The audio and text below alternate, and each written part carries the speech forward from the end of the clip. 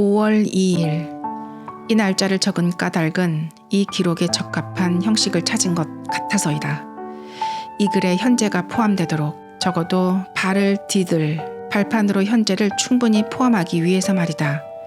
현재의 나와 과거의 나, 두 사람이 대조되어 드러난다면 흥미로울 것이다. 더욱이 과거는 현재 순간에 큰 영향을 받는다. 내가 오늘 쓰는 과거는 1년 후에 쓸 과거와 다를 수밖에 없다. 하지만 그것을 계획할 수는 없다. 로저의 전기를 집필하다가 휴가를 얻은 셈 치고 간헐적으로 쓰고 있으므로 우연에 맡기는 편이 낫다. 지금으로는 정연하고 정교하게 표현된 예술작품, 즉 한 가지 이야기가 다른 것으로 이어지고 모든 것이 어우러져 전체를 이루는 작품을 만드는 데 필요한 지독한 노고를 기울일 기운이 없다. 언젠가 예술작품을 만드는 일에서 벗어나 이 글을 정성 들여 쓰려고 한다. 앞선 이야기를 이어나가자면 그 세 노인과 한 노부인은 이미 말했듯이 내가 어렸을 때 죽었기에 완결되었다. 그들 중 누구도 계속 살아가며 달라지지 않았다. 내가 달라졌듯이, 그리고 스틸만 가족이나 러싱턴 가족 같은 다른 사람들도 삶이 이어지면서 덧붙여지고 채워져서 결국은 완결되지 못했듯이 장소도 마찬가지다. 나는 켄싱턴 가든을 어렸을 때 보았듯이 볼 수 없다. 바로 이틀 전 쌀쌀한 오후에 그곳을 보았을 때 체리나무들은 우박을 동반한 폭풍의 차갑고 노르스름한 빛 속에서 으스스하게 보였다. 내가 7살이었던 1890년에 켄싱턴 가든은 지금보다도 훨씬 넓었다. 한 가지 이유를 들자면 하이드 파크와 연결되기 전이었다. 지금은 켄싱턴 가든에서 하이드 파크로 걸어갈 수 있고 차를 타고 가서 새로 생긴 매점 옆에 주차할 수도 있다. 그러나 예전에는 브로드워크와 라운드 폰드, 플라워 워크가 있었다. 과거로 돌아가려고 애써보면 글로스터 로드 맞은편과 퀸스 게이트 맞은편에 출입구가 있었다. 입구마다 노파가 앉아 있었다. 퀸스 게이트의 노파는 몸이 가늘고 수척한데 누르스름한 염소 같은 얼굴에 얼근 자국이 있었다. 땅콩과 신발끈을 팔았던 것 같다. 키티맥스가 그 노파를 가리켜 가엾게도 술 때문에 저렇게 된 거야 라고 말했다. 늘 쇼를 두르고 앉아있던 그 노파는 우리 할머니와 약간 비슷하면서도 비슷한 점이 훼손되고 지워진 인물 같았다. 할머니도 얼굴이 길쭉했지만 타피오카 푸딩처럼 부드러운 숄을 머리에 둘렀는데 그 숄은 진주의 자수정이 박힌 브로치로 고정이 되어 있었다. 다른 출입구에 있던 노파는 둥글고 땅딸막했다. 노파에게서는 흔들리는 풍선 다발이 붙어 있었다. 부풀러 올라 쉴 새 없이 바람에 흔들리는 이 탐나는 풍선들을 한 줄로 묶어서 쥐고 있었다. 내 눈에 그 풍선들은 어머니의 꽃무늬 드레스처럼 언제나 붉은색과 진홍빛으로 타올랐고 늘 공중으로 떠올랐다. 1페니만 내면 노파는 불룩하게 부푼 부드러운 풍선 다발에서 하나를 빼주었고 나는 그것을 잡고 춤추듯이 달려갔다. 그 노파도 쇼를 둘렀고 얼굴은 쭈글쭈글했다. 집에 올 때까지 터지지 않아 놀이방에 갖다 놓은 쭈글쭈글한 풍선처럼 유모와 순이가 그 노파와 말을 주고받는 사이였지만 노파가 무슨 말을 했는지 들은 적은 없다. 지금 출입구에서 파는 푸른색과 분홍색의 아네모네 꽃다발은 켄싱턴 가든 출입구 밖에서 바람에 흔들리던 풍선 다발을 나에게 늘 생각나게 한다. 입구를 지나서 우리는 브로드워크로 갔다. 브로드워크에는 특별한 점이 있었다. 세인트 아이브스에서 돌아와 처음 산책을 나가면 우리는 늘 그곳을 책 잡으며 언덕이 아니라고 말했다. 그렇지만 몇 주 지나면 그곳이 차차 가파르게 느껴졌고 여름이 되면 다시 언덕이 되었다. 플라워 워크 뒤쪽의 약간 습한 곳을 우리는 늪이라고 불렀는데 에이드리언과 내게는 적어도 과거의 신비로운 매력을 간직한 장소로 보였다. 바네사와 토비가 아주 어렸을 때는 진짜 늪이었다고 사람들이 말하곤 했다. 강아지의 해골이 발견되었다는 것이다. 우리는 그 개가 배를 골다가 물에 빠져 죽었을 거라고 믿었기에 그곳이 갈대에 덮인 웅덩이였을 거라고 생각을 했다. 당시 물은 빠졌지만 여전히 진흙투성이었다. 그래도 우리 눈에는 과거가 느껴지는 곳이었다. 물론 우리는 그곳을 세인트 아이브스 근방의 헤일스타운 늪과 비교하곤 했다. 헤일스타운 늪에는 오스먼다가 자랐는데 뿌리가 둥글납작한 그 두툼한 양치식물을 잘라보면 나이테가 생겨져 있었다. 나는 펜대를 만들려고 가을마다 오스먼다를 몇 줄기씩 잘라왔다. 당연히 캥싱턴 가든은 언제나 세인트 아이브스와 비교되었고 물론 런던 쪽이 언제나 불리했다. 플라워 워크에 이따금 뿌려진 조개 껍질을 밟고 자르륵 소리를 내면서 재미있었던 것은 바로 그 까닭이다. 바닷가의 조개 껍질처럼 작은 갈빗대 무늬가 있었다. 반면 크로커다일 트리는 그 자체로서 홀로 존재하고 스페크 모뉴먼트 거리의 나무로 아직 그곳에 남아있다. 땅에 노출된 그 나무의 거대한 뿌리가 반질거리는 것은 그곳을 기어오르던 우리 손이 마찰되었기 때문이기도 하겠다. 겨울에 수없이 산책을 나가서 지루함을 달래려고 우리는 이야기를 만들어냈다. 같은 장소에 이르면 이야기를 시작하고 서로 돌아가면서 이야기를 덧붙여 길게 이어나갔다.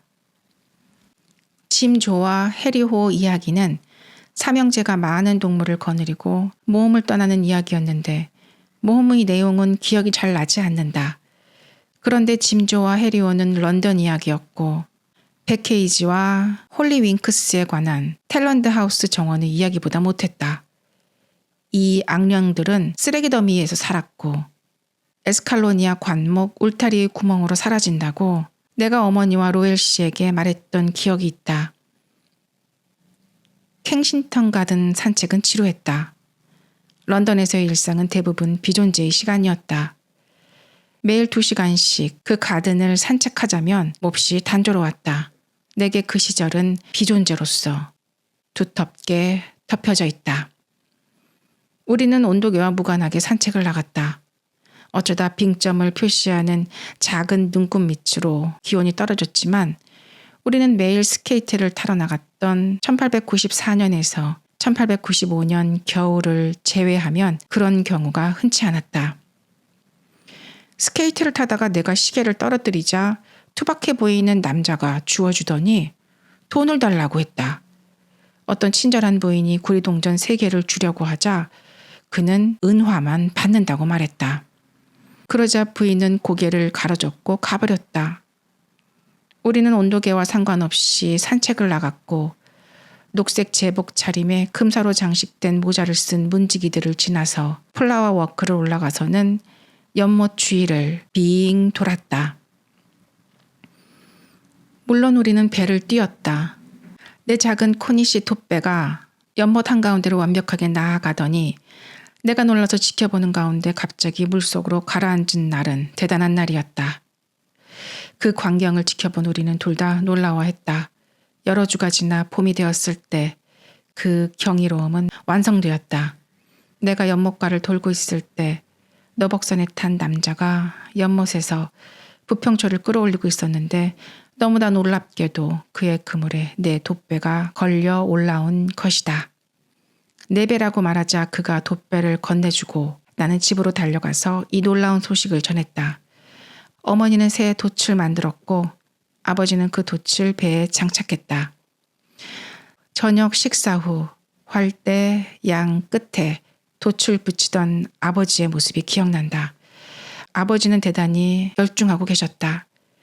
그러더니 약간 콧웃음을 치면서 이런 일이 이렇게 재밌다니 놀랍군 라고 말했다. 켄싱턴 가든에서 일어난 사건이나 광경의 떠도는 기억을 훨씬 더 많이 모을 수도 있다. 1페니가 있으면 우리는 궁전 옆의 하얀 집으로 달려가서 당시 과자를 팔던 회색 면 드레스 차림의 뺨이 불그스름한 매끄러운 여자에게서 과자를 샀다. 한 주에 한 번은 팁비츠를 샀고 잔디밭에 앉아서 초콜릿을 우리식 표현으로 물고기 새끼로 쪼개 먹으면서 유머란을 읽었다. 손수레를 밀고 가파른 모퉁이를 질주하다가 어떤 부인과 쿵 하고 부딪혔는데 그 부인의 여동생이 우리를 몹시 야단친 적이 있었다. 한 번은 쉐그를 철치게 묶어 두었더니 어떤 애들이 우리가 잔인하다고 문지기에게 일러바치기도 했다. 당시 이런 사건들은 그리 흥미롭지는 않았지만 켄싱턴 가든을 끝없이 빙빙 도는 산책을 중단하게끔 도왔다. 그렇다면 흥미롭게 남은 것은 무엇일까? 다시 말해 존재의 순간은 언제였을까? 두 순간이 기억난다. 길에서 물 웅덩이를 본 순간이 있었다. 그 순간 왠지 모르게 벼랑간 모든 것이 비현실적으로 느껴졌다. 내 행동이 정지되었고 나는 물 웅덩이를 건너려고 발을 들 수 없었다.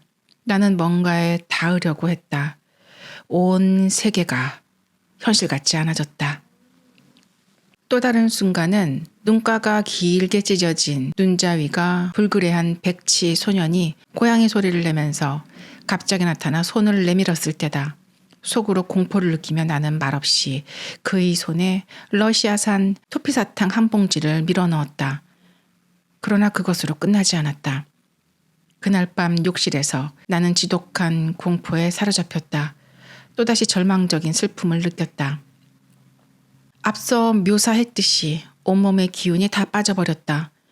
꼼짝도 못하고 큰 망치로 얻어맞은 것 같았고 축적되어 산사태처럼 쏟아져 내리는 의미에 피할 도리 없이 노출된 것 같았다. 그래서 꼼짝 못하고 욕실 한 구석에 웅크리고 앉았다. 나는 그것을 설명할 수 없었다. 저쪽 구석에서 스펀지로 몸을 문지르고 있는 바네사에게도 한마디 말을 할 수가 없었다. 켄싱턴 가든을 되돌아보면서 인내심을 가지고 묘사할 수 없을 정도로 수많은 사건을 떠올릴 수 있지만 어쩌다 예외적인 경우를 제외하면 외부 세계에 대한 초점과 비유를 되살릴 수는 없다. 어린애는 신기한 초점을 갖고 있는 듯하다.